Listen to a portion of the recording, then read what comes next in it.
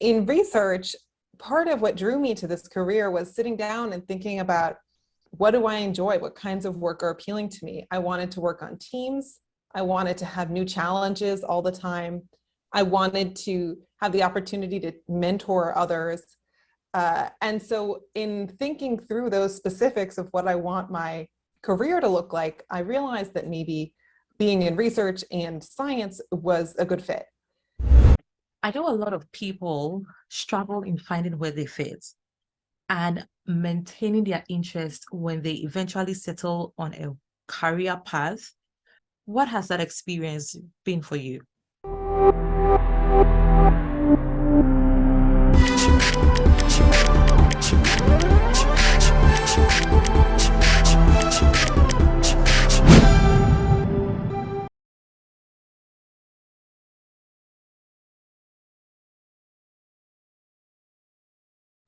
Hi, everyone.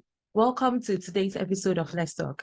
I am so excited to host Dr. Alexa Fredston from New York in the United States. Alexa pursued her undergraduate studies in ecology and evolutionary biology at Princeton University. She also did her PhD in Bren School of Environmental Science and Management at the University of California, Santa Barbara. She currently works as a postdoctoral associate at Rutgers University and is transitioning to an assistant professor of ocean sciences at the University of California, Santa Cruz. She has presented in several conferences, mentored students, and has had some wonderful publications in notable journals. I am personally super glad that she'll be sharing her insights and journey in academia on this platform. On this note, welcome, Alexa. Thank you so much. And thanks for the invitation. I'm really excited to be here. Let's dig into it. I would like to begin our conversation with a throwback on your pathway to becoming a scientist and choosing your specialization within science. I am studying the impacts of humans on the environment and what that tells us about fundamental properties of nature and how nature works. I think for me, the big moment of choosing this path was when I was a teenager, becoming aware of all of the news stories about human impacts in the environment, especially on the climate. And simultaneously, my sister gave me a book about overfishing. I got really interested in the oceans and decided to pursue that in college, and then have stayed interested ever since. So I know a lot of people struggle in finding where they fit and maintaining their interest when they eventually settle on a career path. What has that experience been for you? I think there are two parts to that. One is just identifying a path that is appealing to you and that suits your interests. I've often read that many people don't do as much background research as they could have before choosing a profession or a job. In research, part of what drew me to this career was sitting down and thinking about, what do I enjoy? What kinds of work are appealing to me? I wanted to work on teams. I wanted to have new challenges all the time. I wanted to have the opportunity to mentor others. And so in thinking through those specifics of what I want my career to look like, I realized that maybe being in research and science was a good fit. However, it's always hard to keep your job interesting no matter what job you have. And I think as a researcher, and really anybody could do this, but we're fortunate to have a lot of different pieces to our jobs. So I sometimes am writing computer code for analyses. Sometimes I'm writing words to write up scientific manuscripts. Sometimes I'm preparing presentations or in meetings. And so I try to alternate those. And when I feel myself getting a little bit tired of writing up a manuscript, for example, then I'll try to switch and say, why don't I work on some analysis instead, so that I stay interested. Yeah, all the points you shared were just great.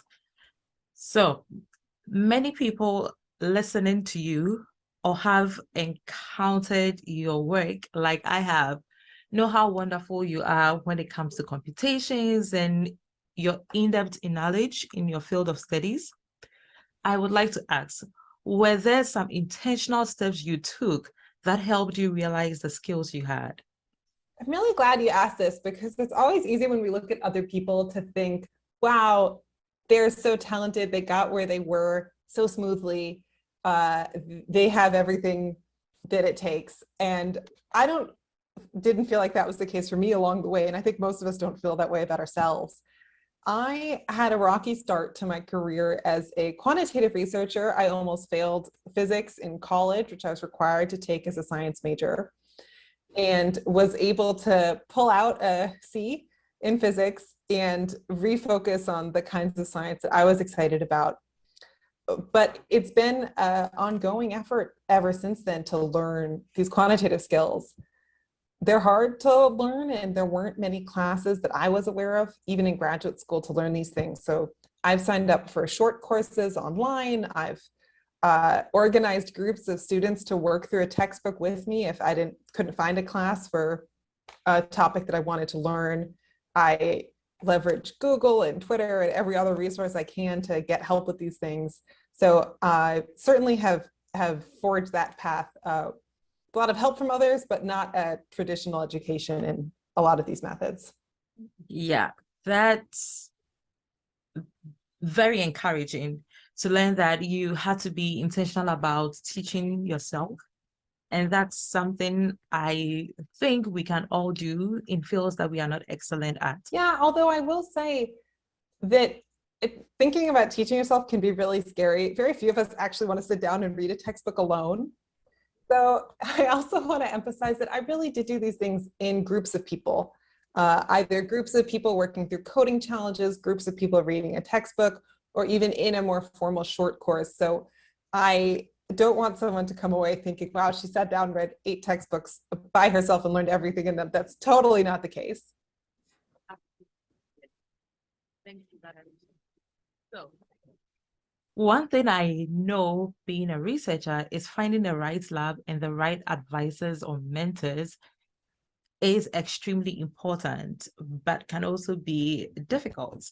How for you finding the right lab and academic mentors? Finding a lab and applying to graduate school and getting into graduate school is a hard process to understand. The first step is identifying professors who you'd like to work with. And the best way to do that is to start from either a university that you're interested in, or somebody whose work you already admire, or a publication that you find especially fascinating, and then seeing what people are there and tracing their connections, who they work with, who they consider to be important researchers. And from that, you can kind of build a map of, in my case, I was looking at people who used very synthetic high-level approaches to understand ecosystem responses to global change. And from there, the next thing is to write to a lot of these people and say, could I be considered to, would you consider me to apply to your lab? And often we send a lot of these emails. Often we don't hear back from a lot of them because professors get so many emails they can get lost. But if they do express interest and they want to talk to you, they'll ask questions about your research interests, and it's helpful to be as specific as possible so that they realize you're really interested in them in particular, not just anybody. But at a certain point, it becomes less about whether they will accept you and more about whether you want to go there, which kind of gets at your question about finding a good mentor. I think identifying a good mentor, first of all, starts again with yourself, asking yourself what kind of mentor would be good for me. There are lots of people who are a good mentor to one person and not so great for someone else. So it's helpful for you to know in advance, do I want to have this person check in with me once a month, once a week, once a day? How much time do I want to spend on independent inquiry that I really lead versus being guided by this person towards a project? So those are helpful things to have in your own mind. And then you want to talk to this professor and all the people who work with them about their experience. Usually graduate students are very open to speaking to prospective students, like someone who might be watching this, and they will tell you what their experience has been. Asking open-ended questions like, what are some things you would change about this program, or what have the best and most challenging parts of it been, may reveal to you some positive or not so positive things about the research group and the program. Great. So one of the quotes I usually share on this platform is that a road with no obstacles leads nowhere. You earlier mentioned the difficulty you had in your physics class. Perhaps that's not all the difficulties. Yeah. That's not all there is. Other challenges that you encounter? That's a great question. Well, there are so many challenges, but I'll choose one.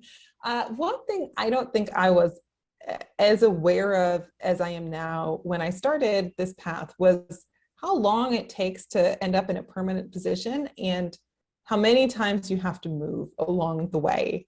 Many of us have family and friends back where we grew up, but are considering or already have left to go pursue graduate studies. And that can be a tough experience, making friends in a new environment, settling in. Sometimes these graduate programs are in places that are very expensive to live.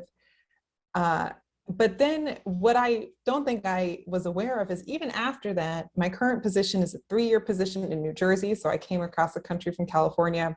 And after this, I'll end up moving again to get something more permanent. And hopefully that will be close to family and other things I care about, but that's tough to ensure. So that is one thing to be aware of and consider when pursuing this career. And a lot of people ask if I could get into a school close to my friends and family, but I also got in somewhere further, is it worth going far away? And I think it is definitely important to reflect on maintaining your personal health and well-being during a stressful career time in whatever ways are most important to you. Talk about some mental health issues. This is what I think, that we currently see a generation with so much passion, but also facing a lot of mental health issues, which I think stem from the desire to be a better version of themselves Right. because of what the society show or demands from us. And this can be pressuring sometimes. How have you been able to maintain a mental and emotional stability while achieving the goals you set for yourself? I think that's an ongoing challenge for all of us, a really big one. One thing that's been helpful for me is to focus on the encouraging and positive and rewarding aspects of my job. People often say that in academia and research, rejection is the rule. So for every award someone gets and paper that's accepted or school they get into, there are 10 more that were not a success. And in that position, you kind of have a decision about whether to beat yourself up over the failures and say, oh my goodness, this didn't work out. I didn't get this publication accepted. I didn't get into this program, or to celebrate the things that did work out. So that mental shift, I think, is really key to staying mentally healthy in academia. I often, when I'm really frustrated with my research, focus on the people I'm mentoring who are doing really well and thriving, and I can see have made big strides, because that makes me feel great. And if I get turned down for a position I apply to, I look at a recent publication and think, well, I'm really proud of this work and I accomplished something that I was happy with.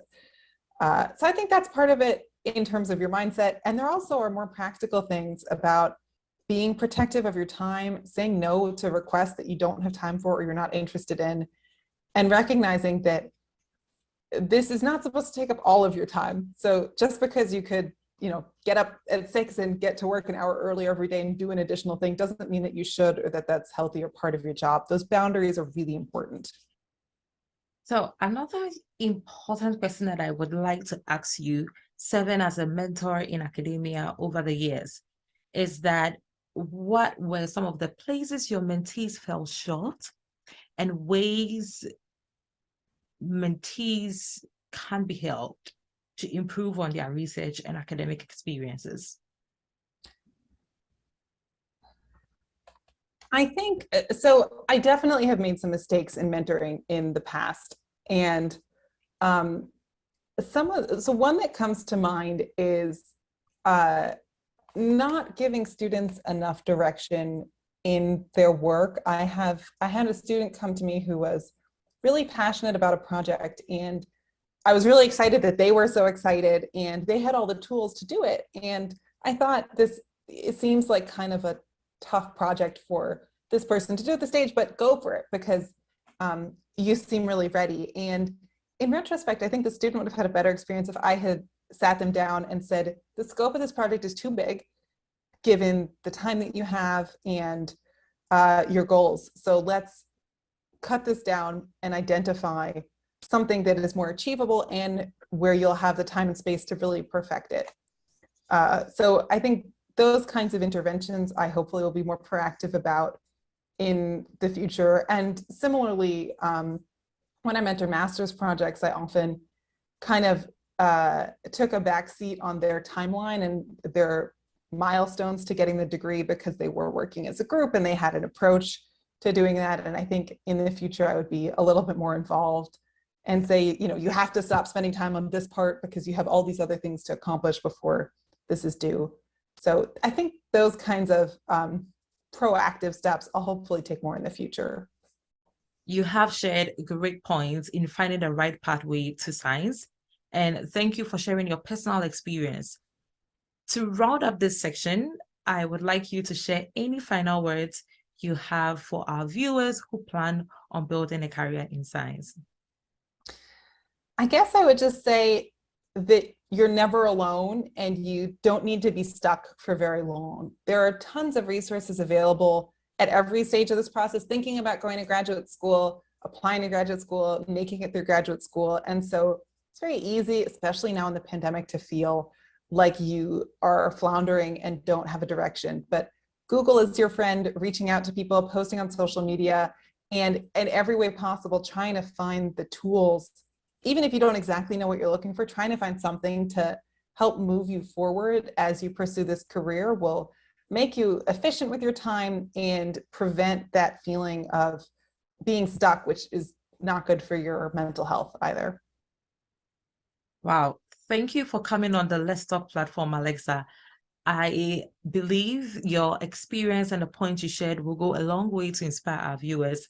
Please, to our viewers, make sure you check out Alexa's website to find out more about her research and all the cool stuff she does.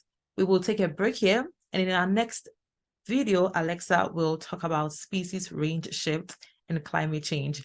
Link is posted in bio. I remain your host, Emelia. Let's enjoy science together.